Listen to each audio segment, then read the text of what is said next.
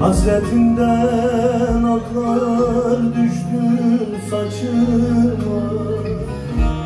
Dağlar taşlar dayanmıyor acıma. Hasretliğin ağır gider gücüme. Bilenler. Ölesiye özlerim. Ses gelsin ya. Sevdaları yüreğime gizledim.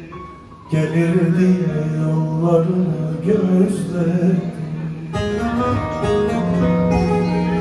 Ölesi özledim.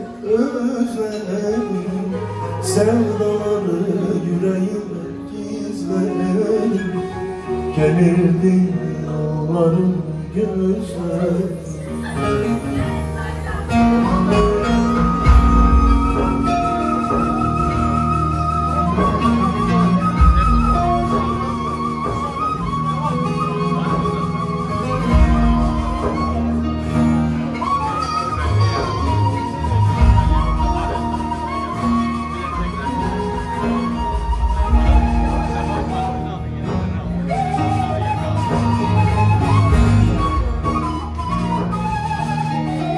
Sevgili Volkan kardeşimiz Hüsnü almışlarımız gelsin.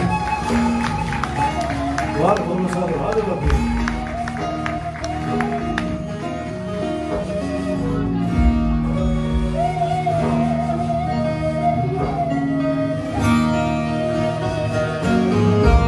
Çeviremem akıp giden zamanı. Durduramam içimdeki isyanı.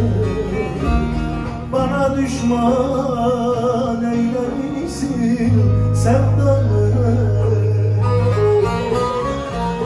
Ölesi özledim. Sevdaları yüreğime gizledim. Gelirdin yolları gözlerim. Hadi birlikte. Ölesi özledim.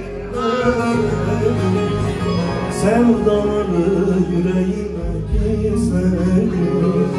Gelirdin yolları gözlerim.